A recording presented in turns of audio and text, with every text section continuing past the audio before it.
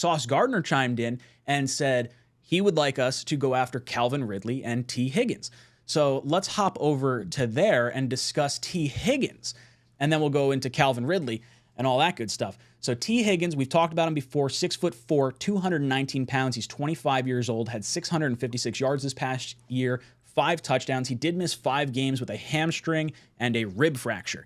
The Bengals need to pay a lot of players on that team this year. They got to take care of Chase this year, most likely, because he can renegotiate his contract. I don't think he'll play on a rookie deal, given how much he's outperformed it. Higgins, obviously.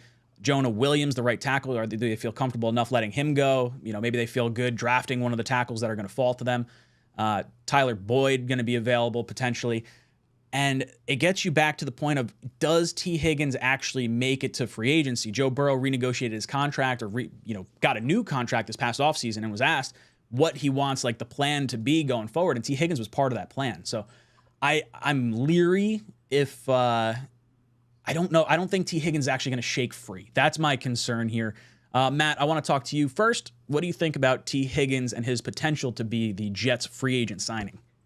Yeah, great point from you by saying you're unsure if he's going to hit the market. Because if he does, to me, this is a no-brainer, right? He's 25 years old, big body, jump ball threat.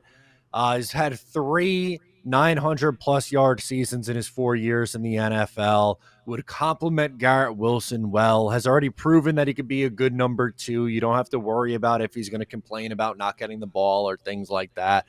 Would really be a no-brainer, but I don't know if he hits the market. Maybe they franchise tag him in Cincinnati and say, we're going to go one more all the way in run with this current group, and then we got to change some things up because of the cap, and we got to pay Jamar Chase and all these guys. But I don't know if they could reach a long-term extension with Higgins and make that work, but maybe a 1-year franchise tag they're able to do. But man, if Higgins hits the market, how do you not want to be all over him?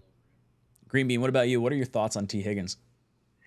I love T. Higgins, and I think it would be a very smart move because, look, I liked T. Higgins. Remember in the 2020 draft, a lot of us liked T. Higgins in the first round. He ended up being the first pick in the second round, which, by the way, was a very, very strong early second round. Not where we went and we trade back and the whole thing with the Jets ruining Mims with the salmon and all that. We won't have to get into that today. But there's all that kind of stuff. But T. I heard Higgins he had food poisoning and it came out his. hey man, well, why'd you do that to that guy? But T. Higgins was a guy that we were most of us were talking about as a first round wide receiver. I think that he's been an amazing compliment to Chase over there. Now, but another one, and I don't know if you're going to go there, but just to touch on it, if I had my druthers, you know what I'd do? I would just go over to the Cincinnati team and I'd go, I want T. Higgins, I want Tyler Boyd, I want Jonah Williams, get them all over here, just fucking steal them all. That's what I would do, man, because I love it. They all know each other. Right. Joe Burrow, but I would love one or the other, realistically, of T. Higgins and Tyler Boyd. I think that they're both really good compliments. I think T. Higgins is a better receiver. I think T. Higgins on so many Jets teams would be the clear number 1 wide receiver. He won't be that with Garrett Wilson here, but I think it would be a slam dunk. And I would love to see the Jets go after him. Like you pointed out, I think it's right down here. All the guys that they need to pay, it's going to be tough, for them to pull that all off unless guys are willing to take, that proverbial home team discount, so to speak, which I don't know is going to happen. I don't think it happens too much anymore. There's not so much team loyalty as there was maybe 20 years ago, 15 years ago.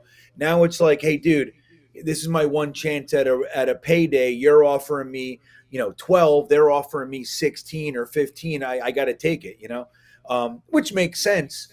So anyway, I think that one of those guys is shaken loose. I would be real surprised if they were able to retain both T. Higgins and Tyler Boyd. I would be really happy with either, but T. Higgins would be my choice if I had to make that choice between one or the other. So yeah, I hope the Jets go for him and go for him hard and early uh, if he's available. So one thing I do want to bring up, T. Higgins, definitely going to be a challenge to try and get him out. I forgot I was going to throw in from him, but T. Higgins.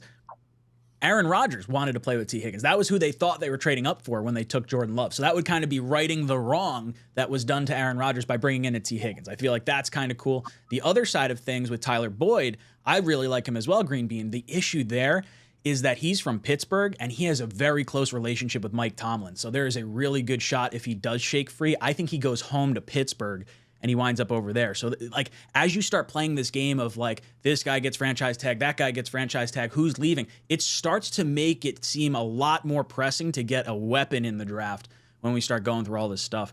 But let's hop over. Matt, anything else to add with T. Higgins and anything we've talked about here? No, I think we nailed it. I think that one makes a lot of sense. I'm just not sure if he actually hits the market.